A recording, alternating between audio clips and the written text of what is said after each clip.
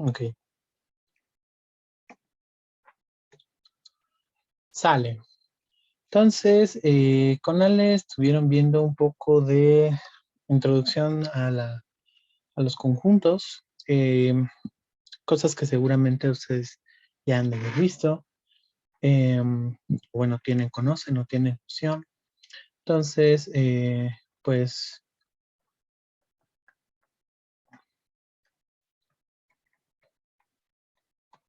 tenemos operaciones que son fundamentales dentro de la lógica y en general dentro de toda la matemática cuando hablamos de conjuntos, ¿no? Ustedes ya lo conocen, que sería la unión, la intersección, la diferencia. Hay otra por ahí que se usa, pero realmente no se usa tanto, que es la diferencia simétrica. Tenemos cuando nosotros le podemos sacar la potencia a un conjunto y pues ya, ¿no? Entonces, si yo tomo sean A y B conjuntos, definimos, y entonces aquí va a ser la unión de A con B. Dije cambio de color, rojo está muy agresivo. La unión de A con B como es A unión B es igual a los X's, de tal manera que X está en A o X está en B, ¿no? La intersección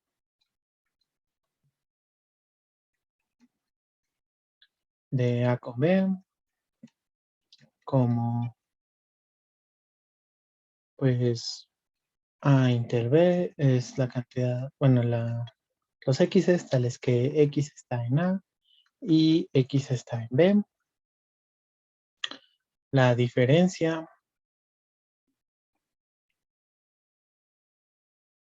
de A con B como, y entonces es A menos B, los X tales que X está en A y X no pertenece a B. Tenemos, bueno, la diferencia simétrica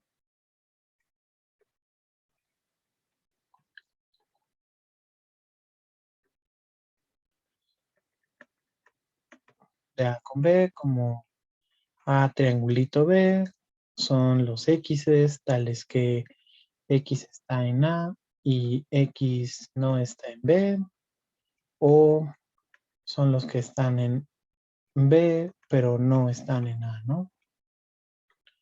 Entonces, ejercicio muy sencillo, de hecho se puede ver que este es A menos B unión B menos A, ¿no? Y tenemos también el conjunto potencia, ¿no?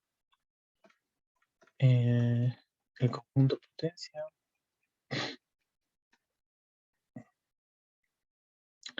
de A es, y entonces es potencia de A es igual a todos los X's, de tal manera que X es un subconjunto de A.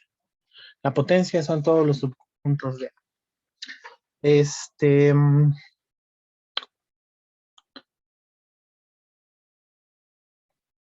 Rápidamente, pues la unión, si aquí tengo A y aquí tengo a B, nosotros podemos pensar a la unión como pues todo lo que está en A y todo lo que está en B, ¿no?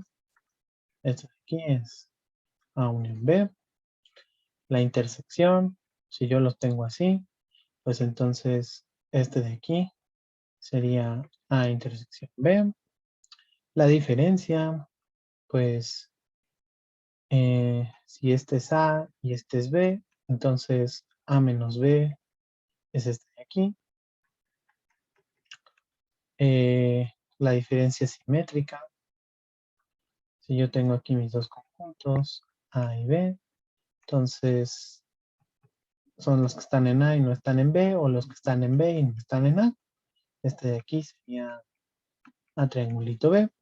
Y bueno, el potencia, pues, no, no, no lo puedo pintar así con un diagrama de Venn. Eh,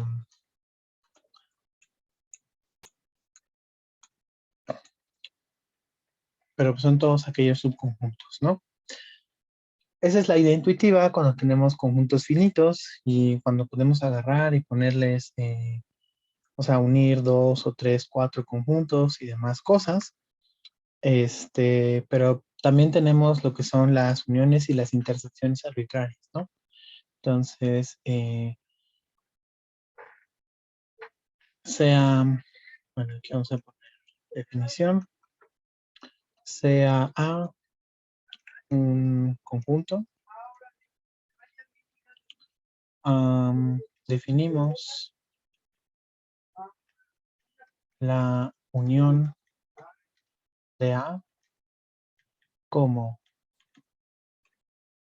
y entonces la unión de A va a ser el conjunto de los X's de tal manera que existe un Y que está en A, de tal manera que X está en Y, ¿no? Y la intersección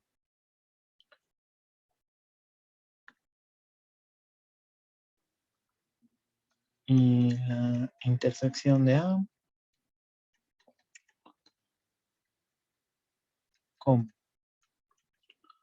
Entonces, intersección de A, pues va a ser el conjunto de los X's, tales que para todo Y en A, X está en Y. Entonces, la unión, pues, es agarrar a todos los elementos de A y pensarlo como si fueran bolsitas, ¿no? Entonces, si por ejemplo aquí yo tengo mi conjunto A, algo que empieza a romper un poquito nuestra intuición, pero no tanto, es que en teoría de conjuntos y lógica, todos los elementos de un conjunto siguen siendo conjuntos. Entonces, es común pensar que si yo tengo un conjunto A, pues mi conjunto A tiene puntitos, ¿no? Sin embargo, esos puntitos siguen siendo conjuntos. Incluso si, por ejemplo, A es un conjunto de números naturales, por ejemplo, digamos el 0, 1, 2, 3 y así, los conjuntos 0, 1, 2, 3 y así resultan ser conjuntos, ¿no? Si conocen la construcción de los naturales, el 0 resulta ser el vacío, el 1 resulta ser el unitario del vacío, el 2 resulta ser el vacío y el unitario del vacío. Entonces, aquí este es el 0, el 1, el 2, y el 3 pues resulta ser el conjunto que tiene al vacío, al unitario del vacío, y al conjunto que tiene al vacío y al unitario del vacío, ¿no? O si lo quieren pensar de otra manera, pues únicamente reescriban estos conjuntos como que pues al 0 le está tocando ser el vacío, el 1 le está tocando ser el unitario del vacío, que sería el unitario del 0, el 2 le está tocando ser el vacío y el unitario del vacío, que le tocaría ser el conjunto que tiene al 0 y al 1, y al 3 pues en consiguiente el vacío, el unitario del vacío y el conjunto que tiene el vacío y el unitario del vacío, pues le está tocando ser el conjunto que tiene el 0, 1 y 2, ¿no? Entonces, realmente si yo pienso en mi conjunto A, esos puntitos verdes vuelven a ser conjuntos, ¿no? Entonces, lo correcto sería que si, por ejemplo, A es igual al conjunto que tiene el x1, al x2, al x3, al x4 y así. A en principio pues puede ser infinito, ¿no? Porque estamos hablando, justo la idea de definir la unión de A, pues es porque pensamos que a lo mejor puede ser no numerable, ¿no? Y entonces, en vez de pensar a A como si estos fueran sus puntitos, vamos a pensar que los elementos de A vuelven a ser conjuntos, ¿no? Entonces, un dibujo más acertado para ilustrar la unión sería tomar aquí, este sería el elemento x1, este sería el elemento x2, este sería el elemento x3 y este sería el elemento x4. Y a su vez, esos elementos, si son distintos de vacío, pues pueden tener más cosas adentro, ¿no? Entonces, pues por ejemplo, aquí tendríamos de nuevo más puntos, ¿no? Ahorita les puse el ejemplo con los naturales, pero pues en general, siempre que ustedes hablen de conjuntos, las cosas que están adentro de los conjuntos vuelven a ser conjuntos. En el caso de los naturales, pues es así como se los acabo de pintar, que esta construcción se ve a veces la ven en álgebra superior, a veces se ve en conjuntos y lógica, y si no bien formal, se ve en teoría de los conjuntos 1, ¿no? La construcción de los naturales. Si ya llevaron superior 2, pues entonces ya conocen la construcción de los enteros, que al final los enteros pues resultan ser una relación de equivalencia sobre los naturales, ¿no?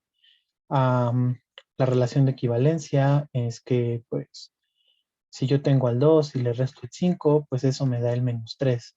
Pero si, por ejemplo, yo tomo el 3 y le resto 6, pues eso también me da -3, ¿no? Entonces eso me hace pensar en estas dos parejas ordenadas. A esta le voy a poner m, n y a este le voy a poner p, q. Y entonces voy a decir que esas dos parejas van a estar relacionadas si satisfacen que al restarlos me dan la misma cantidad que yo no sé qué es la que conozco, ¿no? Y entonces, pues esa relación de equivalencia la están haciendo, le hacen el conjunto cociente y pues eso resulta ser el conjunto de los enteros, ¿no? Y entonces a lo que yo voy eh, fomentándoles esta idea de que piensen, cuando piensen en uniones arbitrarias e intersecciones arbitrarias, no piensen que las cosas que están dentro del conjunto, pues como que solo son puntos y hasta ahí se quedan, ¿no? O sea, siempre pueden agarrar ustedes y escarbarle, de tal manera que siempre lleguen como algo de este estilo, ¿no? Entonces, únicamente con la finalidad de que se vea en el dibujito, los puntos azules que están en cada uno de esos X1, X2, X3 y X4, los voy a pintar como puntos, ¿no? Y entonces, pues ahí, no sé, le voy a poner A1 y a lo mejor a este A2 y a lo mejor a este A3, ¿no? Y entonces, cuando yo digo que un elemento A1, por ejemplo, está en la unión de A, pues es porque existe un X, en este caso sería el X1, que está en A, de tal manera que A1 está en X1. Si lo quieren pensar así, digamos, esta sería una mnemotecnia. Siempre que yo tome un elemento A1 que esté en la unión de un conjunto, pues es porque entonces A1 está en algún elemento X, que este está en algún elemento A, ¿no? O sea, usualmente poner esta cadena, de hecho no usualmente, poner algo así es lógicamente incorrecto, pero pues para que se les facilite memorizarlo, pues para uniones e intersecciones arbitrarias pueden pensar que se hace como esta cadena triple, ¿no? De pertenencias. Y entonces, simplemente la unión de A1, o bueno, la unión de A, serían todos aquellos, los puntitos que están en color azul, ¿no?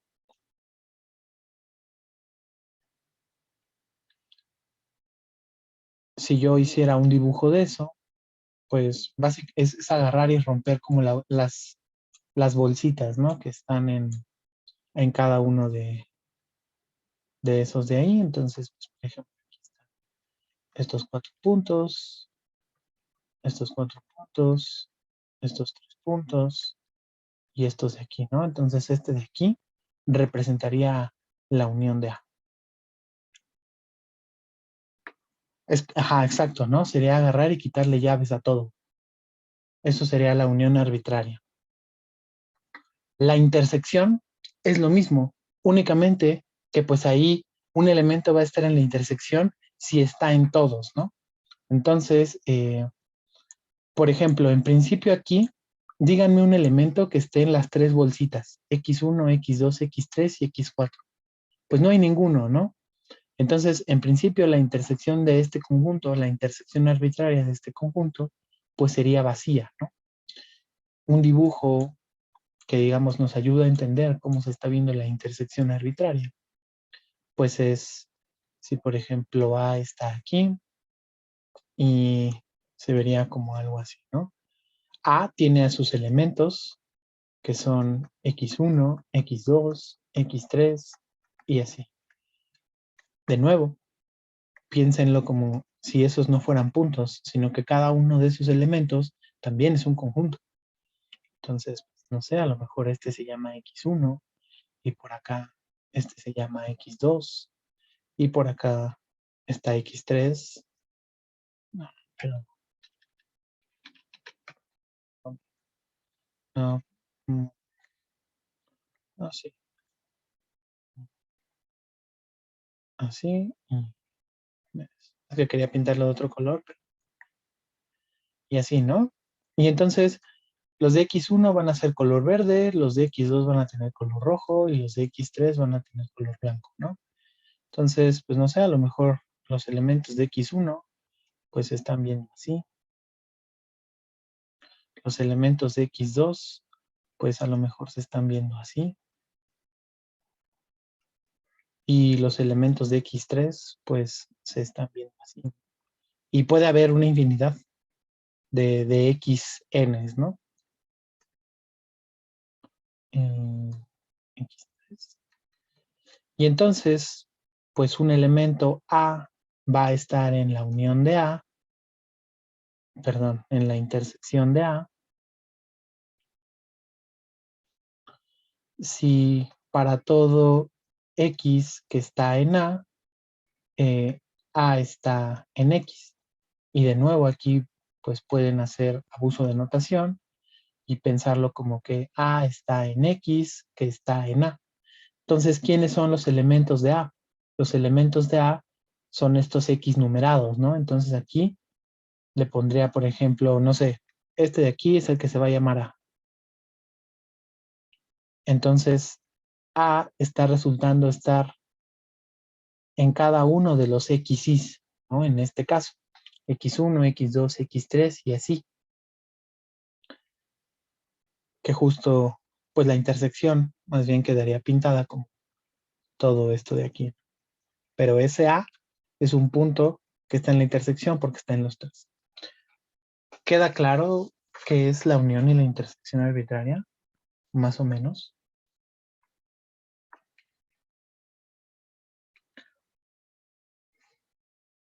Sale. Hay otra manera de pensar unión e intersección arbitraria. Aquí únicamente lo que hice fue agarrar un conjunto y pegarlo todo. Y después agarré un conjunto y le intersecté todo, ¿no? Pero también es común que en los textos esas uniones e intersecciones estén indexadas, ¿no?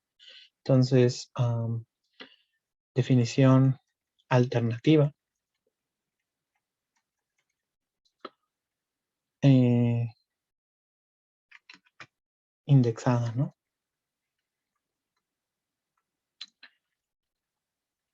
Y entonces aquí lo que decimos es sea F igual a, no sé, U alfas con alfa,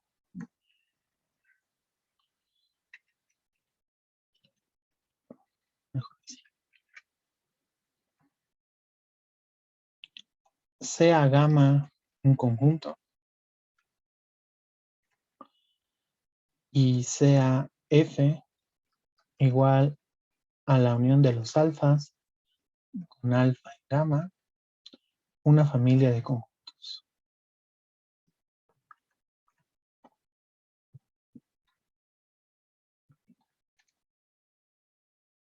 definimos es más, incluso si quieren para que quede más acorde a la notación, para que vean cómo se ve la comparación, en vez de ponerle A, en vez de ponerle F, le voy a poner A. La unión de A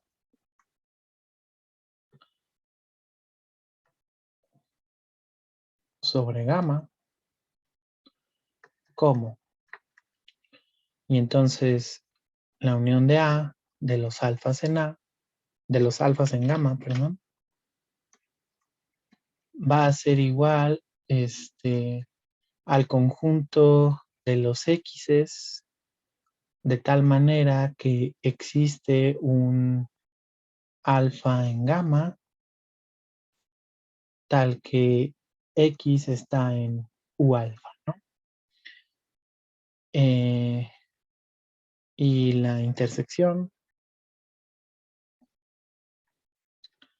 de A, de nuevo, sobre gamma, como la intersección a los X's, tales que para todo alfa en gamma, X está en U alfa, ¿no? Y pueden pensarlo también un poco más acertado, sería la unión de los U alfas con alfa en gamma, ¿no? Y acá sería la intersección de los U alfas con alfa en gamma. Y entonces, ¿qué es lo que está pasando? Estas definiciones son exactamente las mismas que las de arriba. Por eso le cambié aquí a F, le puse A. Y estos U alfas vendrían representando lo que arriba me estaban representando los X1, X2, X3, solamente que aquí ya los estoy indexando, pues digamos, con otro conjunto, ¿no? No necesariamente con el conjunto de los naturales. Y es porque ustedes pueden agarrar e indexar con el conjunto que se les dé la gana. Pueden agarrar y decir como sea U alfa con alfa en R. Entonces, pues está difícil como agarrar y poner U1, U2, U3, U4, porque mi conjunto de índices es R, ¿no? A lo mejor podría ser un poco acertado poner como U, U1, U1.01, U1.001, U1.0001 y a lo mejor así los enumero y luego U2.002, pero pues por la naturaleza del conjunto R, que es no numerable, no puedo agarrar y enlistar y que se entienda de una manera ordenada quiénes son estos de aquí, ¿no? Entonces, esa idea la descartamos en el momento en el que el conjunto en el que indexamos es algo no numerable y pues por eso si no nos queremos meter en rollos, utilizamos esta definición de acá arriba, que sería la unión arbitraria y la intersección arbitraria. Aquí no me está importando cuántos elementos tenga A, mientras que en el de acá abajo tampoco me está importando, pero, o sea, si quieren hacer como ese énfasis de cuántos elementos tiene A, si A es finito, si A es numerable o si A es no numerable, pues entonces se utiliza como la definición alternativa, ¿no? Eh, ¿Dudas hasta aquí? Luego andar arrastrando índices, pues es, es, es engorroso, ¿no? Entonces, por eso está bien que dominen ambas formas de la unión y la intersección arbitraria. Am, Nada más para que quede bien claro, voy a hacer algún ejemplo de uniones e intersecciones arbitrarias. O sea, entonces, proposición.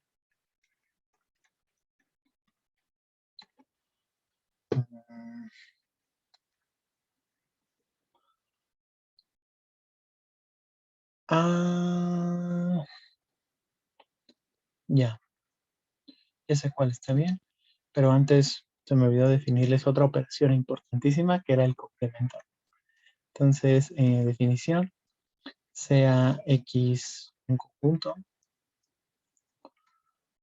y A un subconjunto de X, ¿no?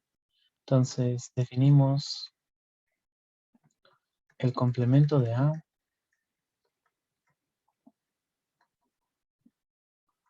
con respecto de X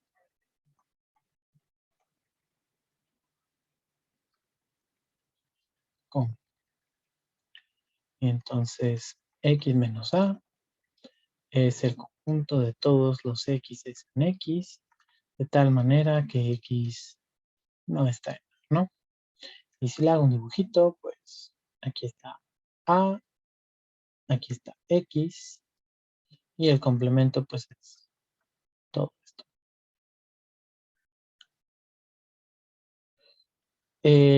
Seguramente ya conocen las leyes de De Morgan. Entonces, teorema, leyes de De Morgan.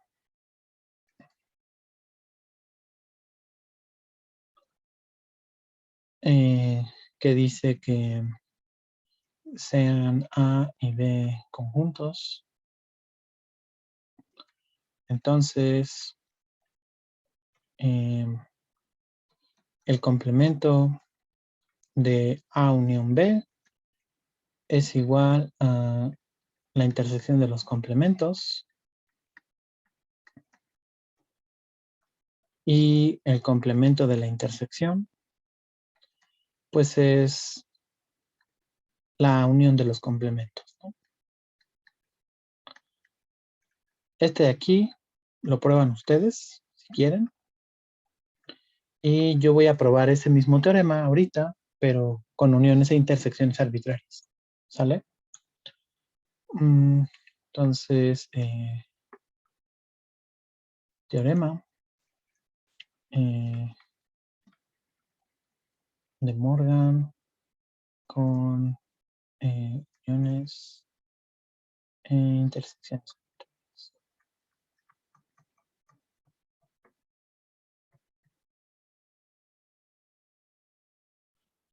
Entonces, ahora sí le voy a poner ya F. Sea F igual a, no sé, U alfa, tal vez que alfa está en gamma.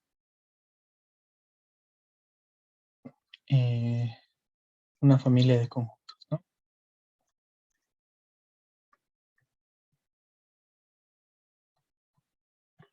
Entonces,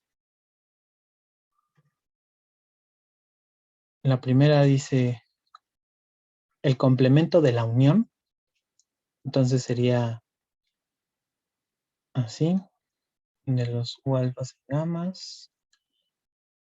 Tiene que ser igual a la intersección de los complementos. Y el complemento de la intersección es igual a la unión de los complementos.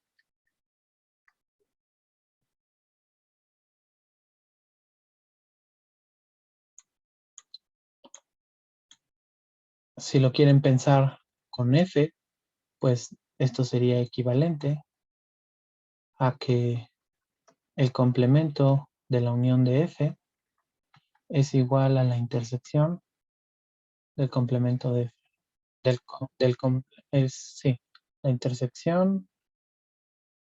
No,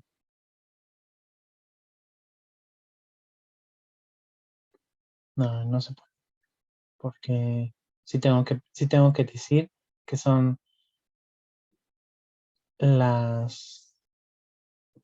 los elementos que son los que viven en F, ¿no? Pero, entonces, vamos a hacer la. Voy a probar nada más uno. Y el 2, pues, se les queda de tarea moral a ustedes. Y entonces, pues, como es una igualdad de conjuntos, tengo que probarlo por doble contención, ¿no? Entonces, voy a tomar un elemento que está en el complemento de la unión de los U-alfas con alfas. Eso quiere decir que entonces X está en X y X no está en la unión de los U-alfas con alfas en gamma. ¿Qué quiere decir que estés en la unión? Que estés en la unión es que estés en alguno. Y que no estés en la unión, pues es que no estás en ninguno, ¿no? Entonces aquí justo es hacer la negación del enunciado de la unión. Entonces, X está en X y como no estoy en la unión, quiere decir que no estoy en ninguno de los U alfas, ¿no? Entonces, para todo alfa en alfa, X no está en U alfa, ¿no? Esto no lo hemos visto, de hecho lo vamos a ver. Pero aquí puedo agarrar y sacar el cuantificador para todo alfa en gamma de toda la oración, porque el alfa no está, que X esté en X no depende de alfa, ¿no? O sea, aquí, en esta proposición, X pertenece a X, no se está viendo involucrado el cuantificador, que sea el alfa, ¿no? Entonces, eso quiere decir que para todo alfa en gamma, X está en X y X no pertenece a U alfa, ¿no? Pero pues entonces, eso quiere decir que X, para todo alfa en gamma, X está en X menos U alfa, porque si estás en X y no estás en U alfa, estás en el complemento, ¿no? Ah, pero pues entonces, eso quiere decir que X está en la intersección de los alfas en gamma del complemento de los U alfas, porque justo que estés en la intersección significa que estás en todos estos de aquí, ¿no? Y es lo que estoy diciendo acá atrás. Y pues ya, ¿no? Tanto, eh, X menos U alfa, X menos la unión de los U alfas, está contenido en la intersección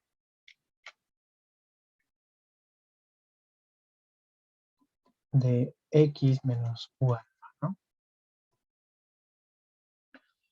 Y la otra contención, pues es análoga. Entonces, voy a empezar al revés. Voy a tomar un elemento X que esté en la intersección de los alfas en alfas de X menos U alfas. Y entonces eso quiere decir que para todo alfa en alfa, X está en X y X no está en U alfa, ¿no? Pero pues eso justo quiere decir que X está en X y para todo alfa en gamma, X no está en U alfa. Pero pues esto de aquí es justo que no estés en la unión, ¿no? Entonces X está en X y X no pertenece a la unión de los U alfas. Ah, pues entonces esto quiere decir que X tiene que estar en X y como no estás en la unión, pues entonces estás en el complemento de la unión.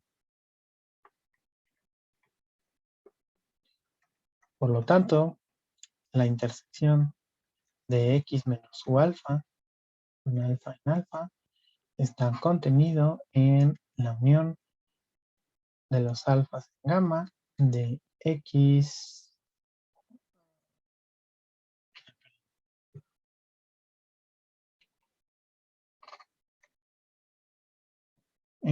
menos la unión de los U alfas alfa, ¿no? Y ya. El 2 es exactamente lo mismo. Entonces, se los recomiendo que lo hagan para que lo mismo, nada más arrastren la definición del lápiz, ¿no?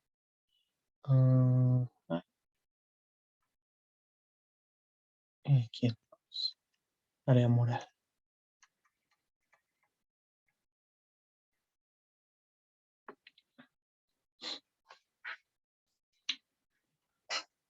¿Dudas hasta aquí?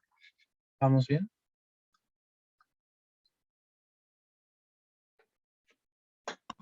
Sí, vamos bien. Súper. Bueno, pues entonces, vámonos de volada a funciones. Hay otra operación, o bueno, sí, es operación, que es el producto cartesiano, ¿no? Entonces, definición, sean A y B conjuntos. Definimos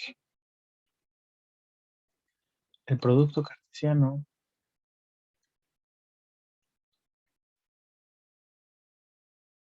de A con B como, pues A cruz B va a ser igual al conjunto de los A, B, de tal manera que A está en A y B está en B. O sea, son los pares ordenados. ¿Y qué es un par ordenado? Pues, um,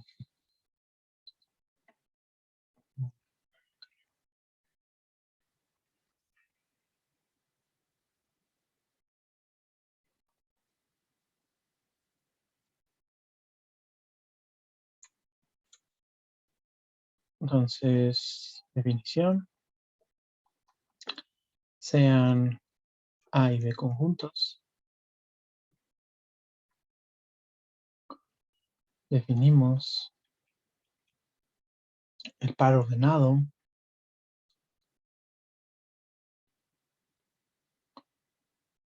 A, B como, pues, A, B es el conjunto que tiene A y A, ¿no? Entonces, se puede verificar que esa es una buena definición de par ordenado. ¿Y qué es una buena definición de par ordenado? Pues justo que si yo tengo A y B, pues estos dos sean conjuntos diferentes, ¿no?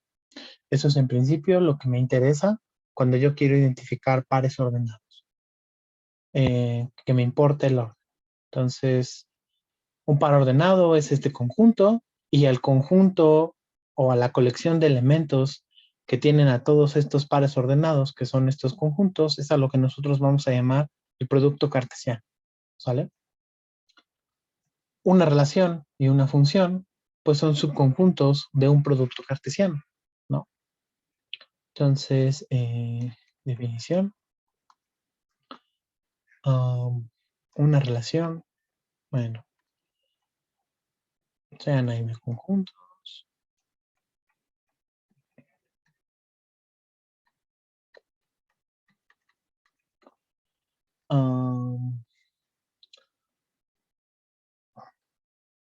Una relación de A con B es un subconjunto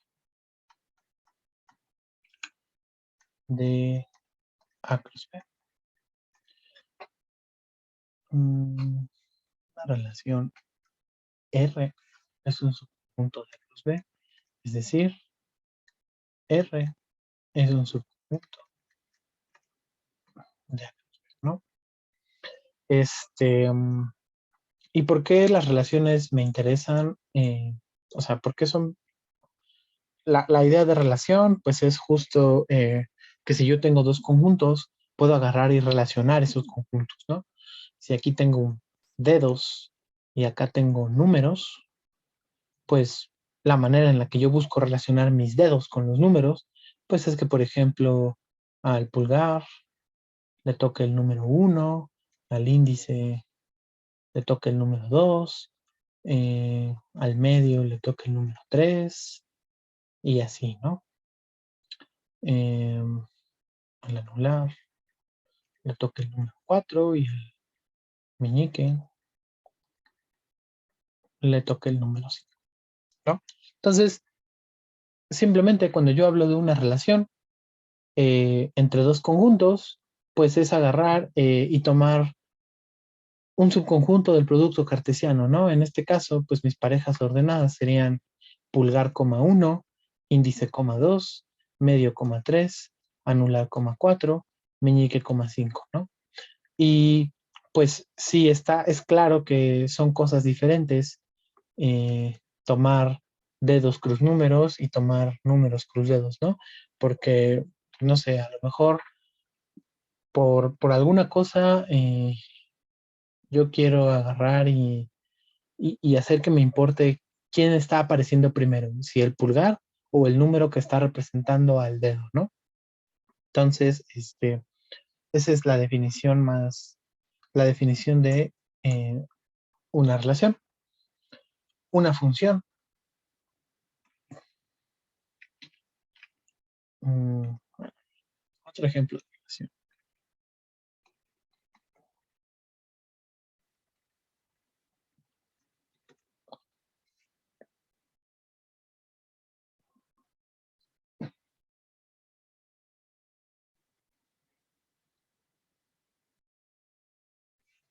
Mm, pues así, tal cual. Eh, estaba pensando en un objeto, en un ejemplo de la vida cotidiana, pero no sé.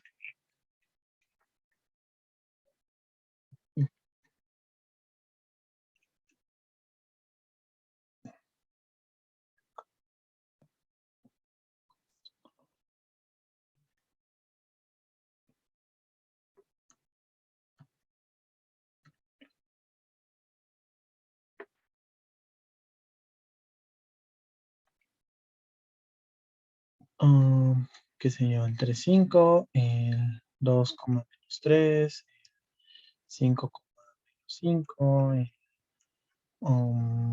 2, menos 1,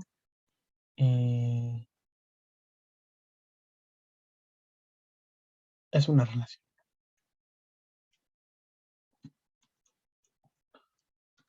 Tan simple como eso. Entonces, pues un bosquejo rápido de cómo se ve esa relación.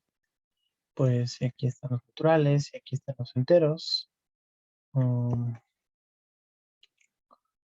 pues este es el 0, 1, 2, 3, 4.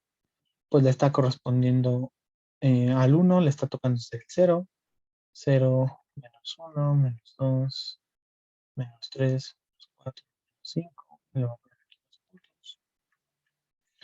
Entonces, pues el 1 le está tocando ser el 0. Al 3 le está tocando el 5. Más puntos. 4, 5, 3, 2, 1. Y así. 2 menos 3, 5 menos 5.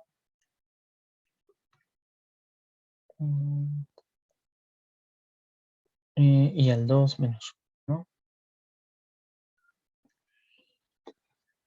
Entonces, cuando yo me quiero aproximar, bueno,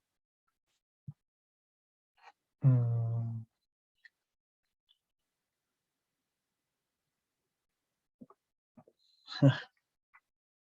¿por qué no se me ocurrió un ejemplo así? A lo que voy es, tal vez a lo que ustedes ya saben, siempre que yo tengo una relación, cuando yo la quiero hacer función, es cuando yo no quiero agarrar y relacionar a alguien de mi interés con dos posibles cosas, ¿no? Porque usualmente las relaciones me están hablando de, yo tengo un objeto de interés y me gustaría saber cómo se está comportando ese objeto de interés con los objetos de mi otro conjunto, ¿no? Pero para eso necesito que este de aquí, o sea, si yo quiero sacar información de este de aquí, pues una manera de sacar información de este punto es ver con quién se está relacionando acá, ¿no? En cambio, si por ejemplo yo a este punto no le doy restricciones de con quién lo estoy relacionando, es decir, este de aquí lo estoy relacionando absolutamente con todos los demás puntos, pues eso como que no me está dando información de nada, ¿no? Y si agarro este otro punto de acá y a él también le permito que se relacione con muchos más puntos de acá, pues eso tampoco me está dando información del verde, ¿no? No estoy sacando información ni del verde ni del blanco. Entonces, cuando nosotros queremos agarrar y sacar ese tipo de información de cómo se está relacionando nuestro objeto en lo que nosotros llamamos dominio, pues justo no queremos que estas cosas pasen, ¿no? Entonces, una función, pues justo va a ser una relación en la que a un punto se le asocie uno y solo otro, un punto del conjunto al cual estoy llegando, ¿no? Entonces, nada más para estar de acuerdo con notación y esas cosas, nosotros sabemos que a este conjunto de aquí le llamamos el dominio de la relación y a este conjunto de acá le llamamos el codominio de la relación, ¿no? Entonces, dada una relación de A en B,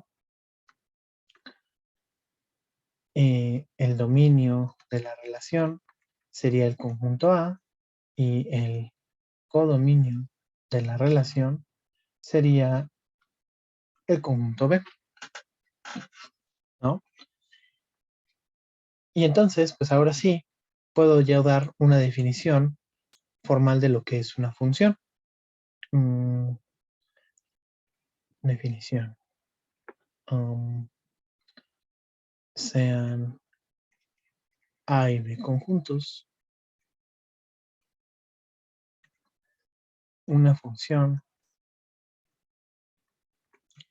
de A en B es una relación de A en B que satisface las siguientes propiedades.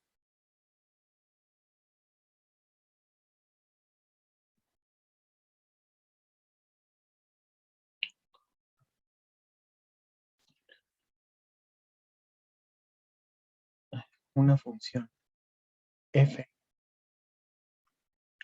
El dominio de f tiene que ser todo A y si tengo dos parejas x, y x, y' que están en mi función, entonces y tiene que ser igual a y', ¿no?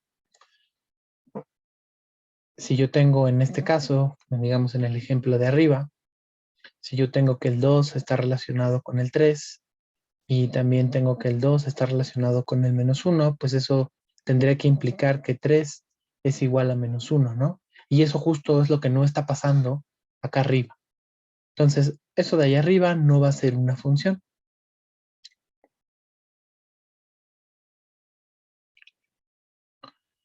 Ejemplos de funciones.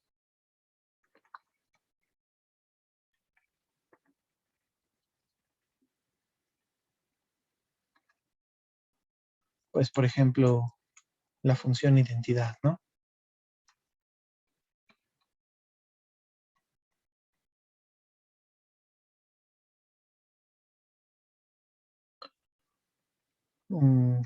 Por ejemplo, es la que va a ir de un conjunto en sí mismo, ¿no? Definida como a cada punto A en A, lo mando a él mismo, ¿no?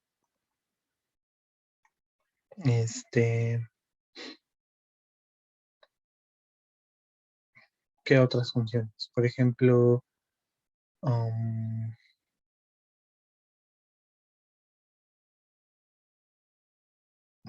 pues no sé, en R, la función, bueno, la relación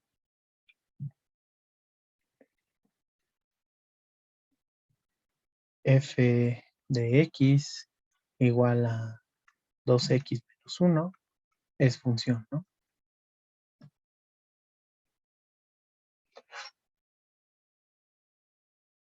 ¿Cómo podrían ver eso, que eso es una función? Utilizando la definición de función. Pues si tomamos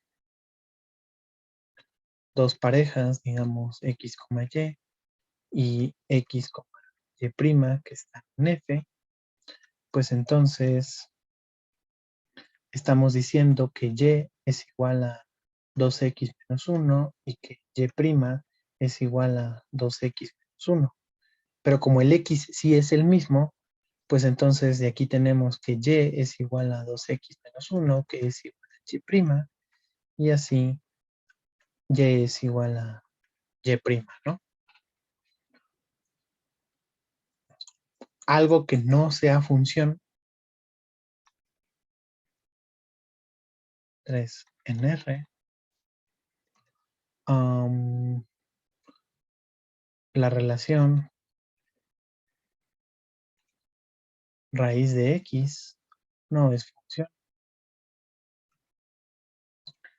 Pues si tomamos X igual a 9, pues entonces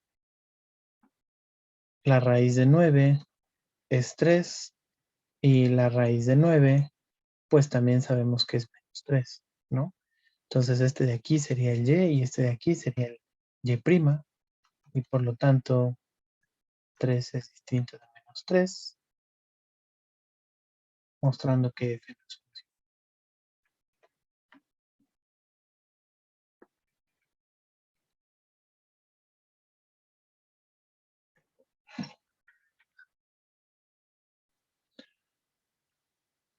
¿Dudas hasta aquí? Ya se me acabó la hora. Sí, se me acuerda.